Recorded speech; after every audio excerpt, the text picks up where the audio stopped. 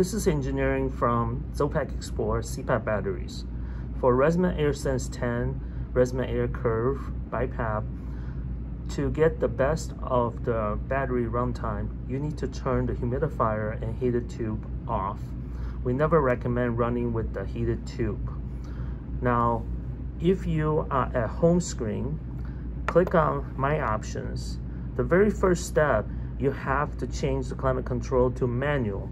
If you just turn off the tube temperature and not have this changed to manual first, it's going to turn back on humidifier and tube temperature without you knowing.